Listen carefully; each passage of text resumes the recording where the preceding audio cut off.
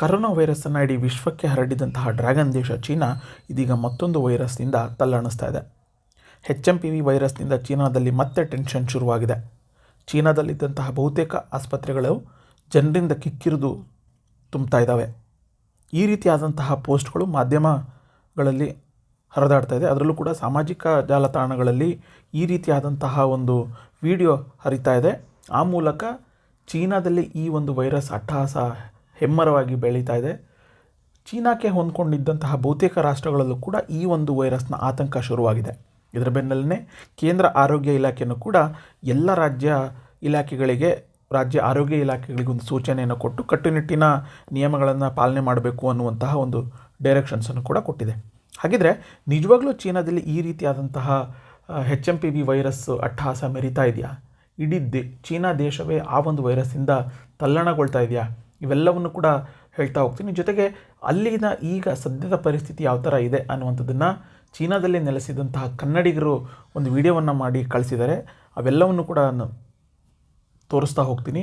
So ಎಲ್ಲೂ ಕೂಡ ವಿಡಿಯೋವನ್ನು ಸ್ಕಿಪ್ ಮಾಡದೆ ಕೊನೆಯವರೆಗೂ ನೋಡಿ. ಜೊತೆಗೆ ನೀವು ಇನ್ನೂ ಕೂಡ ನಮ್ಮ ಯೂಟ್ಯೂಬ್ ಚಾನಲನ್ನು ಸಬ್ಸ್ಕ್ರೈಬ್ ಮಾಡಲಿಲ್ಲ ಅಂತಂದರೆ ಸಬ್ಸ್ಕ್ರೈಬ್ ಮಾಡಿ. ಸೊ ಚೀನಾದಲ್ಲಿ HMPV ವೈರಸ್ನ ಪ್ರಕರಣಗಳು ಹೆಚ್ಚಾಗ್ತಾ ಇದೆ.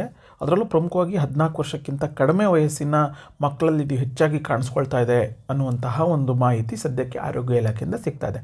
ಕೆಮ್ಮು, ಜ್ವರ ಮತ್ತು ಉಸಿರಾಟದ ತೊಂದರೆಯಿಂದಾಗಿ ಈ ರೀತಿಯಾದಂತಹ ಕೆಲ ಲಕ್ಷಣಗಳು ಕಂಡುಬರ್ತಾ ಇದೆ ಅಂತ ಹೇಳಿ ಸದ್ಯಕ್ಕೆ ಈ ಒಂದು HMPV ವೈರಸ್ನ ಲಕ್ಷಣಗಳು. ಹಾಗಂತೇಳಿ ಈ ಒಂದು ವೈರಸ್ಸು 2024 ಅಥವಾ 25ರಲ್ಲೇ ಕಾಣಿಸ್ಕೊಳ್ತಾ ಇಲ್ಲ. ಈ ಹಿಂದೆನೂ ಕೂಡ ಈ ರೀತಿಯಾದಂಥ ವೈರಸ್ಸು ಕಾಣಿಸ್ಕೊಂಡಿತ್ತು. ಮೂಲಗಳ ಪ್ರಕಾರ 2011ರಲ್ಲಿ ಅಮೇರಿಕಾದಲ್ಲಾಗಿರ್ಬೋದು, ಕೆನಡಾ, ಯುರೋಪ್ನ ಬಹುತೇಕ ರಾಷ್ಟ್ರಗಳಲ್ಲಿ ಈ ರೀತಿಯಾದಂಥ ಒಂದು HMPV ವೈರಸ್ಸು ಕಾಣಿಸ್ಕೊಂಡಿತ್ತು. ಆದರೆ ಚಳಿಗಾಲದ ಸಂದರ್ಭದಲ್ಲಿ ಈ ರೀತಿಯಾದಂತಹ ವೈರಸ್ಗಳು ಕಾಣಿಸ್ಕೊಳ್ತವೆ. ಯಾರೂ ಕೂಡ ಆತಂಕ ಪಡುವಂತಹ ಅಗತ್ಯ ಇಲ್ಲ ಅಂಥೇಳಿ.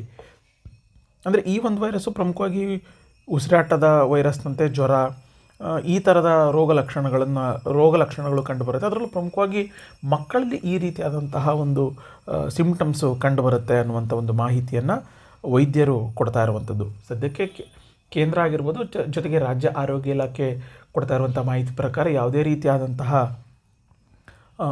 ಸಮಸ್ಯೆ ಇಲ್ಲ, ಯಾರೂ ಕೂಡ ಆತಂಕ ಪಡುವಂಥ ಅಗತ್ಯ ಇಲ್ಲ ಅನ್ನುವಂತಹ ಒಂದು ಭರವಸೆಯನ್ನು ಕೊಡುವಂಥ ಕೆಲಸವನ್ನು ಮಾಡ್ತಾ ಇದೆ.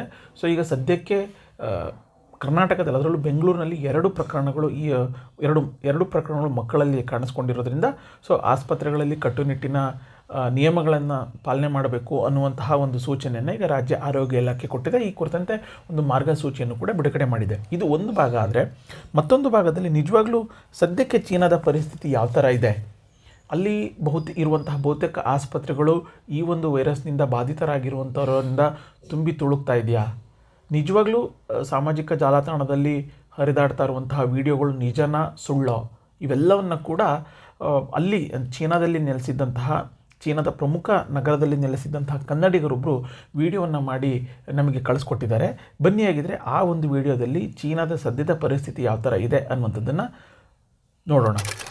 ರಾಜರಾಯ್ಕರು ಚೈನಾದಿಂದ ಡಾಲಿಯನ್ ಸಿಟಿ ಇತ್ತೀಚೆಗೆಲ್ಲ ನ್ಯೂಸ್ ಎಲ್ಲ ಸ್ಪ್ರೆಡ್ ಮಾಡ್ತಾ ಇದ್ದಾರೆ. ಕರ್ನಾಟಕದಲ್ಲಿ, ಸ್ಪೆಷಲಿ ಕರ್ನಾಟಕದಲ್ಲಿ ಟಿವಿ ಚಾನಲ್ನವರು ಚೈನಾದಲ್ಲಿ ಹಂಗಂತೆ ಹಿಂಗಂತೆ, ಅಷ್ಟು ಜನ ಸತ್ರಂತೆ, ಇಷ್ಟು ಜನ ಹೆಣ ಸುಡಕ್ಕೆ ಜಾಗ ಇಲ್ಲ, ಅದು ಇದು, ಹಾಸ್ಪಿಟ್ಲಲ್ಲಿ ಕಾಲಿಡಕ್ಕೆ ಜಾಗ ಇಲ್ಲ, ಭಾಳ ಜನ ಸತ್ತೋಗ್ತಾ ಇದ್ದಾರೆ, ಎಲ್ಲರೂ ಮಾಸ್ಕ್ ಹಾಕೊಳ್ತಾ ಇದ್ದಾರೆ, ಹಂಗೆ ಹಿಂಗೆ ಅಂತ. ಅದೇ ನ್ಯೂಸು. ಇದು ರಿಯಲ್ ನ್ಯೂಸ್ ಕೊಡೋಣ ಅಂತ ವಿಡಿಯೋ ಮಾಡ್ತಾ ಇದ್ದೀನಿ. ಇದು ಮೇನ್ ಜಾಗ ಒಲಿಂಪಿಕ್ ಸ್ಕ್ವೇರ್ ಅಂತ, ಒಳ್ಳೆ ಫೇಮಸ್ ಜಾಗ ಇದು. ಇಲ್ಲೇ ಒಂದು ಹಾಸ್ಪಿಟ್ಲ್ ಇದೆ.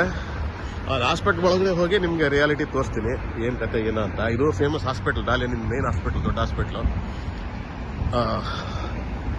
ಯಾಕಂದರೆ ಬರೀ ಸುಳ್ಳು ಸುದ್ದಿ ಹಬ್ಬಿಸಿ ಜನಕ್ಕೆಲ್ಲ ಎದುರಿಸಿ ಗಾಬರಿ ಪಡಿಸ್ತಾ ಇದ್ದಾರೆ. ಮಾಸ್ಕ್ ಹಾಕೊಳ್ಳೋದು ಸಹಜ. ಇಲ್ಲಿ ಥಂಡಿ ಏರಿಯಾ, ಇದು ಚಳಿ ಪ್ರದೇಶ.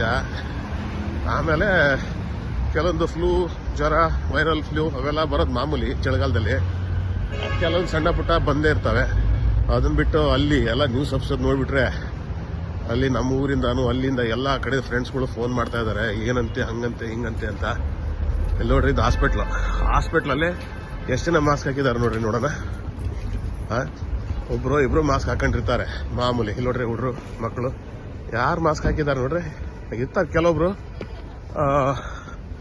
ಕೆಲವೊಬ್ರು ಜ್ವರ ಗಿರ ಬಂದು ಸಣ್ಣ ಪುಟ್ಟ ಮಾಮೂಲಿ ಇರೋದೇ ಚಳಿಗಾಲದಲ್ಲಿ. ಇದು ಚಳಿ ಪ್ರದೇಶ, ಇಲ್ಲಿ ಮೈನಸ್ಸು ಹೋಗುತ್ತೆ ಚಳಿಗಾಲದಲ್ಲಿ.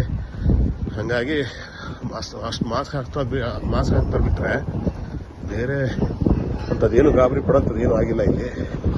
ನೋಡಿ, ಹಾಸ್ಪಿಟ್ಲ್ ಒಳಗಡೆ ಹೋಗ್ತಾ ಇದ್ದೀನಿ. ಹಾಸ್ಪಿಟ್ಲ್ ಒಳಗಡೆ ಮಾಮೂಲಿ ನೋಡ್ರಿ, ಈ ಬಾಡಿಗಾರ್ಡೆ ಮಾಸ್ಕ್ ಹಾಕೊಂಡಿಲ್ಲ, ಮತ್ತೆ ಯಾರು ಮಾಸ್ಕ್ ಹಾಕೊಂತಾರೆ ನೋಡ್ರಿ. ಹಾಸ್ಪಿಟ್ಲು ಕಾಲಿಡೋಕ್ಕೆ ಜಾಗ ಇಲ್ಲಂತೆ, ಹಂಗಂತೆ ಹಿಂಗಂತೆ, ಎಲ್ಲಿ ನೋಡ್ರಿ. ಆ ಲೆಕ್ಕದಲ್ಲಿ ತುಂಬಿ ತೊಳ್ಬೇಕಾಗಿತ್ತು ಹಾಸ್ಪಿಟ್ಲ್ಗಳು. ಇದು ಹಾಸ್ಪಿಟ್ಲು, ಮೇನ್ ಹಾಸ್ಪಿಟ್ಲು ಡಾಲಿಯನಿಂದು. ಎಷ್ಟು ಜನ ಇದ್ದಾರೆ ನೋಡ್ರಿ ಇಲ್ಲಿ, ಲಿಮಿಟೆಡ್ ಜನಗಳು. ಅದೇ ಹಂಗೇನಾರು ಆಗಿದ್ರೆ ತುಂಬಿ ತೊಳಗ್ತಿತ್ತು ಹಾಸ್ಪಿಟ್ಲು. ನೋಡ್ರಿ, ದೊಡ್ಡ ಹಾಸ್ಪಿಟ್ಲ್ ಇದು, ಫೇಮಸ್ ಹಾಸ್ಪಿಟ್ಲು.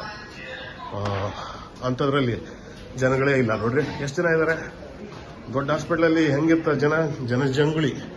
ಇಲ್ಲಿ ನೋಡ್ರಿ, CT ಸ್ಕ್ಯಾನು ಎಲ್ಲ ಸೆಕ್ಷನ್ಗಳಿದ್ದಾವೆ. ಭಾಳ ಲಿಮಿಟೆಡ್ ಜನಗಳು. ಅಂಥದ್ದೇನು ಗಾಬರಿ ಪಡೋಂಥದ್ದು ಅಲ್ಲೆಲ್ಲ ನ್ಯೂಸ್ನಲ್ಲಿ ತೋರಿಸೋಂಥದ್ದು ಇದು ಏನೇನೂ ಆಗಿಲ್ಲ. ನೋಡ್ರಿ, ಲಿಮಿಟೆಡ್ ಜನಗಳು ಎಲ್ಲ. ಸಣ್ಣ ಪುಟ್ಟ ಜ್ವರಗಳು ಅದು ಇದು ಮಾಮೂಲಿ ಅಷ್ಟೇ ಹೊರತು ನೀವು ತಿಳ್ಕೊಂಡಷ್ಟು ಅಲ್ಲಿ ನ್ಯೂಸ್ನಲ್ಲಿ ನೋಡೋಷ್ಟು ಅಂಥದ್ದೇನೂ ಆಗಿಲ್ಲ. ಹಾಗಾಗಿ ಒಂದು ಸಣ್ಣ ವಿಡಿಯೋ ಮಾಡಿ ಕ್ಲಿಯಾರಿಟಿ ಕೊಡೋಣ ಜನಕ್ಕೆ. ಸುಳ್ಳು ಸುದ್ದಿ ಹಬ್ಬಿಸಿ ಹೆದರ್ಸೋಕ್ಕಿಂತ ನಿಜವಾದ ಸುದ್ದಿ ಕೊಡೋಣ ಅಂತ ಒಂದು ವಿಡಿಯೋ ಮಾಡೋ ಉದ್ದೇಶ ಅಷ್ಟೇ. ನೀವು ನೋಡ್ರಿ, ಪೇಷಂಟ್ಗಳು ಕೆಲವರು ಇರ್ತಾರೆ ಪಾಪ, ಮಾಮೂಲಿ ಪೇಷಂಟ್ಗಳು, ಸೀರಿಯಸ್ ಅಲ್ಲ ಅಷ್ಟೇ ಅಲ್ಲ. ಜನ ತುಂಬಿ ತೊಳ್ತಾ ಇದ್ದಾರಂತೆ, ಹಂಗಂತೆ ಹಿಂಗಂತೆ. ಹಾಸ್ಪಿಟ್ಲಲ್ಲಿ ಹೆಣ ಸುಡೋಕ್ಕೆ ಜಾಗ ಇಲ್ಲ, ಹೆಣ ಇಡೋಕ್ಕೆ ಜಾಗ ಇಲ್ಲ. ನೋಡ್ರಿ, ಮಾಮೂಲಿ ಲೈಫು ಇಂಡಿಯಾದಲ್ಲಿ ಇದ್ದಂಗೆ ಹಂಗೆ. ಹಾಗಾಗಿ ಈ ವಿಡಿಯೋ ಮಾಡೋ ಉದ್ದೇಶ ಅಷ್ಟೇ. ಗಾಬರಿ ಪಡೋಂಥದ್ದು ಏನೂ ಆಗಿಲ್ಲ. ದಯವಿಟ್ಟು ಹೆದರ್ಸ್ಬೇಡಿ ಜನನ್ನ, ಅಷ್ಟೇ ಹೇಳೋಕ್ಕೆ ಇಷ್ಟಪಡ್ತೀನಿ. ಜೈ ಕರ್ನಾಟಕ, ಜೈ ಹಿಂದ್.